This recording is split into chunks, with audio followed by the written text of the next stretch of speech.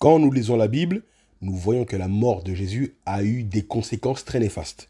Jésus dit, « N'est-ce pas moi qui vous ai choisi, vous les 12, et l'un de vous est un démon. » Et ce démon a reçu une malédiction. Jésus dit, « Malheur à l'homme par qui le Fils de l'homme est livré, mieux vaudrait pour cet homme qu'il ne fût pas né. » Nous savons qu'il s'agit de Judas. Et Jésus a fini où à cause de Judas? Sur la croix. Et il y a eu des ténèbres quand Jésus était sur la croix. Qu'est-ce que cela signifie?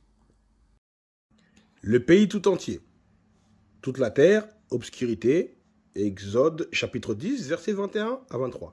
Quelle que soit l'explication de cette obscurité, certains pensent qu'elle est due à un important nuage de poussière soulevé par le vent. Elle a certainement été pour les personnes présentes signe d'une intervention divine et en particulier d'un jugement. Toujours dans Matthieu 27, on nous dit que quand Jésus a rendu l'esprit, le voile du temple se déchira en deux, depuis le haut jusqu'en bas, et la terre trembla, les rochers se fondirent.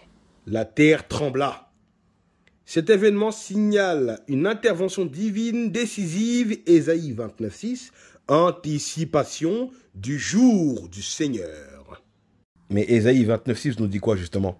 Subhanallah. Le châtiment viendra de l'Éternel, avec des tonnerres, des tremblements de terre, un bruit formidable, etc., des ouragans, etc., des tempêtes. Donc la mort de Jésus appelle le châtiment de Dieu.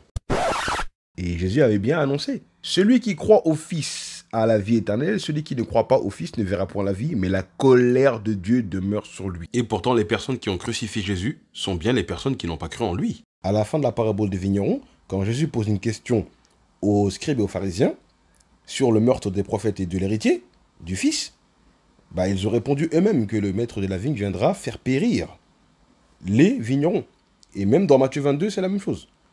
Donc tous ces versets-là nous montrent la colère de Dieu. Et le Saint-Coran confirme cela. Le Saint-Coran dit, quiconque tue intentionnellement un croyant, sa rétribution sera l'enfer. Allah l'a frappé de sa colère et l'a maudit et lui a préparé un énorme châtiment.